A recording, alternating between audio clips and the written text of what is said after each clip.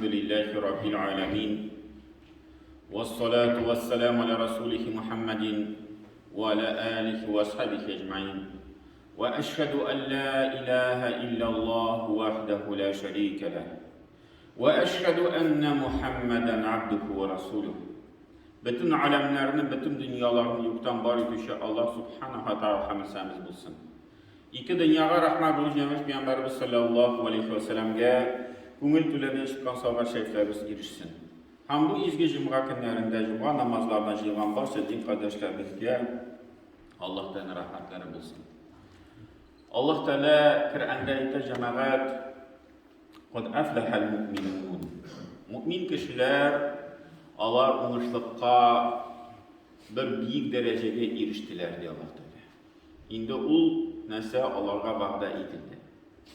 Mümin kişilerdir.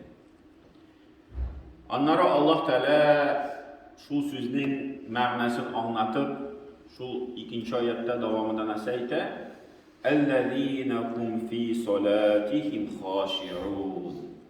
O mümin kişilerinin şu zinune, büyük dereceye erişken kişilerinin nindi sıfatları? Allah şundi kişilerdi, Allah namazlarında, bizlerin namazlarında haşi'un. Çünkü tübençilik bilen, itaatçılık bilen namazlarını başkararlar. Allah Teala'nın büyüklüğünü tanıp, Allah Teala'dan korkup, Allah Teala'ya şu hürmet gösterip, şunday görünüşler bilen, neticeler bilen okuşu kişiler, namazlarını başkarıcı kişiler. Lakin cemaat bugünkü günde kızganışka karşı özümüzde anışacağız. Mina ul, şul korku hisleri, tübençilik hisleri namazlarımızda yuvalıp durar. Hem de ul bir kıyamet gününün kilunun bir galameti bulup durar. Peygamberimiz sallallahu aleyhi ve sellem nasıl dedi? Kıyamet günü aldığından birinci bulup bu ümmetten namazdaki tübençilik hem itaatçılık yuvalaşak. Mina bu indi kıyamet gününün bir galameti bulup durar. Kıyamet günü yakınaya. Bütün de galametleri turmuşka kırıp bara. Hem bu nesede şu namazdaki huşuğuluk ansı da yuvalıp durar. Hem Peygamberimiz sallallahu aleyhi ve sellem nasıl dedi? Kişilerin en naşarı kim? Ul öz namazından uğulavşılardır. Öz namazından uğulavşılar. Kim alar? Alar mine şu namaz vakitinde şu kirekmegen işlerden şüghüllenir. Kimdir kiyimini rətləb tıra, kimdir saatini qarab tıra, kimdir telefonu çağırıp qarab ala telefonda nəsəndə nidesiməskə kilgən. Şundi mine kirekmegen işlerden şüghüllenir. Alar özlerinin namazını əyyə mine şuay bırılıp durul namazga bir bızıklık kirtmeyin, namaz bızılmayın. Kişi bulay baş bilen barıp qarasa, yan çilege iske qarasa, namaz bızılmayın. Lakin namazının savabı əzəyi. Şuna göre Peygamberimiz aytdı, en naşar kişi yapaysalar, özlerinin namazlarından uğulavşılar. Mina şundi kişi özünün namazının derecesini düşürür. Hem indi şu yaptan Kur'an'da cemaat namazının iki derecesi var. Birinci derece o yürek derecesi. Biz yürek bilen namaz işinde bulurga tiyiş. Biz yürek bilen kim karşında bastık, kim bilen elimde biz namaz işinde bulup durabız, onun turunda anıtmazga tiyiş. Hem ikinci derece namazının ikinci ilişi, ten ilişi. Namazda baskanda biz tuğulsunca mine şu Allah Teala karşında basabız deyip, bir nindi kirekmegen hareket, bir nindi kirekmegen nese bulurga tiyiştirdi. Hem indi şu yaptan kengeçler var. Peygamberimiz sallallahu aleyhi ve sellem bir hadisinde nişik aytdı. Bir yanına bir kişi kildi de, Peygamberimiz yanına yeşkına şunu inşallah ben kileler idi. Hemen şöyle bir kişi kildi de Peygamberimiz sallallahu aleyhi ve sellem yanına hem aytdı. Ey Peygamber, siz mina kıska hem aşık anlaşılı bulgan bir kengeç bir. Kıska bulsun, iste kalsın, hem aşık bulsun. Cingil anavlı bulsun. Şunda Peygamberimiz sallallahu aleyhi ve sellem bu kişiye şulay ettirip cevap kaytardı. Şimdi namazını okuganda so'nggi namaz ettirip onu oku. Senin aytgan so'zlaring sirrindən o'kina turgan so'zlardan bo'lmasin.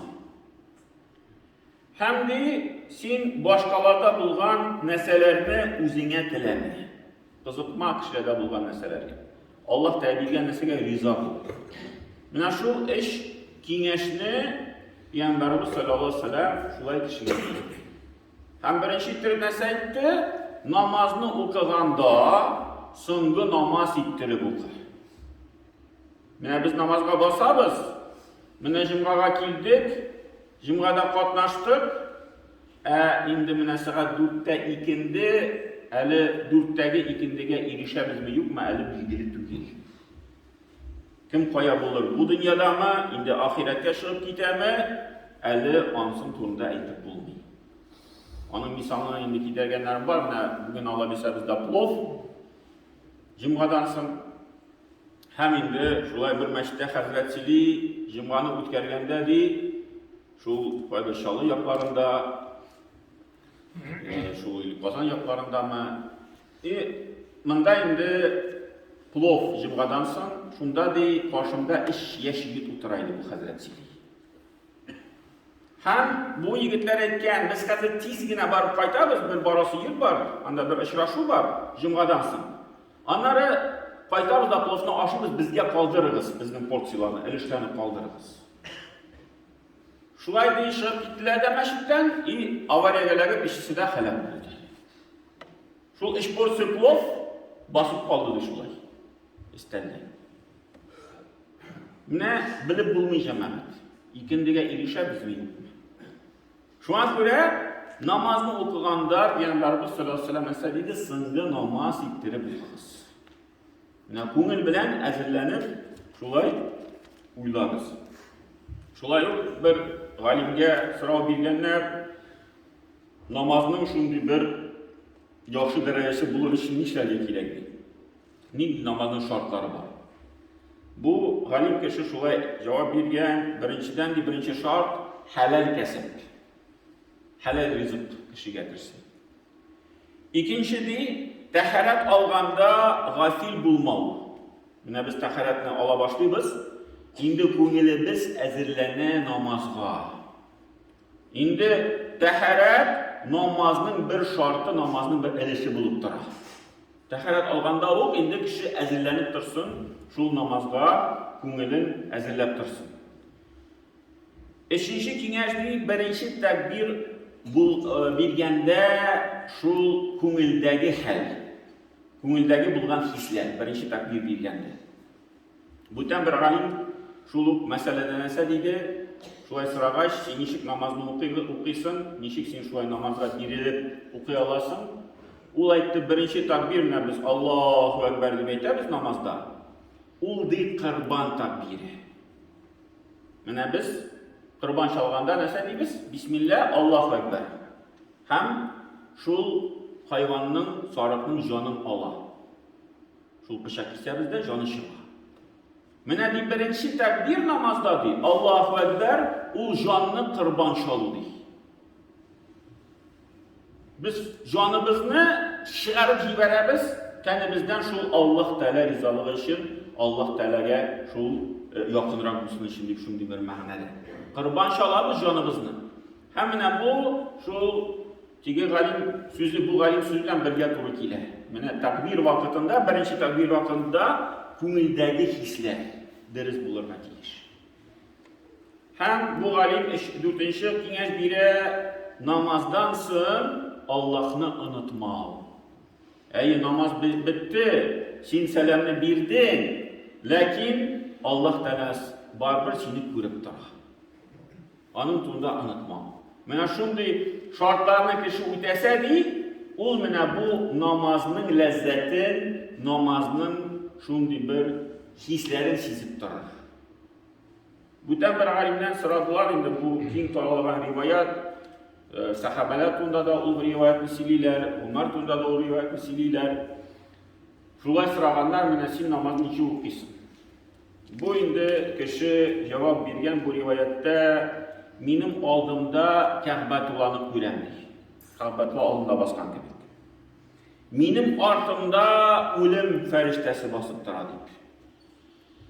On yaktan cennet bakşaları, sol yaktan cehennem gazapları. Həmin özümdi namazlıqda baskanda, Sirat köpründe baskan kebek özümni his etem. Hem Allah Teala şunu kulup dura deyip, min anı bilip duram deyip. Anları selam bilgenden soň, namaz bitkenden soň, min bilmeyim deyip Allah Teala namazını kabul etti mi yokmu? Yani bilmeyim deyip. Şunun için her vakitte kaygırtıp duram deyip. Namazım için kaygırtıp duram. Namazım kabul buldu mu yok mu?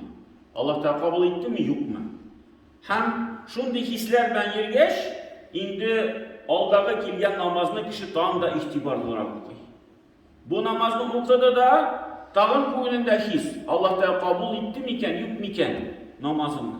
Eşinci namaz kilip şeyde tam da ihtibarlı olarak okuyor başladı. Şunday bir ko'ngilda hislerini tutturga kerak. Hem indi cemaat mana şu o'qigan Qur'onda şu ayetlerin namaz işinde biz indi onların ma'nosini her vakitte yüz aldığımızda tutup durga tegish namaz vaqtida. Elhamdülillahi Allah Teala'ga hamd seneler. Rabbil alamin bütün dünyalarının alemlerinin Rabbisi. Ar-Rahmanir-Rahim Rahimli hem rahmetli zat. Maliki yevmiddin Kıyamet gününün hocası, padşası. İyyâke na'budu Sinagına ibadet kılabız. Ve iyyâke nesta'in Sinden yine yerden soruyuz. Sinden başka bir kim bizge yerden ite almıyor. İhdina sıratal mustaqim. Hem indi yerden soruyuz, bizni doğru yoldan alıp var. Bizning bütün turmuşumuz doğru yolda bulsun, İslam dininde bulsun, Kur'an yolunda bulsun. Sıratal lezine en'amte aleyhim. Sen nimet bilgen kişilerin yollarından barırga nasip et.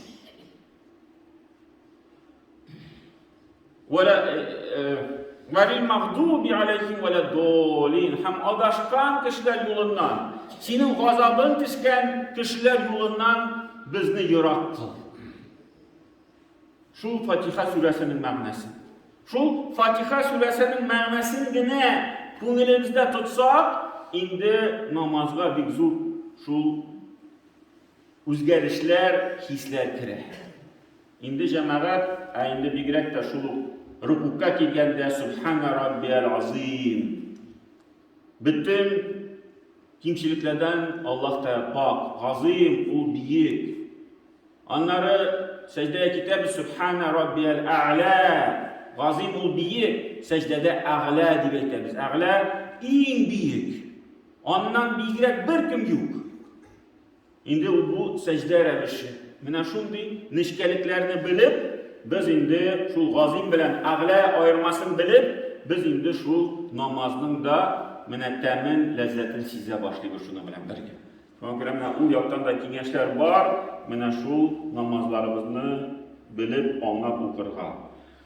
Hem Allah da nasip etsin bizge şu gününe 5 tapkır namazlar okuşların arasından bulurga, bütün okulgan namazlarımızı, bütün kılgan ibadetlerimizni Allah Teala kabullardan kılsın. Hem indi şu ibadetlerinin ecri savaplarına eriştirip bizge başımızda da cennet ehillerinden bulurga nasip etsin. Barakallahu lana ve lakum fil Kur'anil azim. Nefa'na ve iyyakum bil ayati ve zikril hakim. İnnehu huvel cevalül kerim ve semi'ud dua.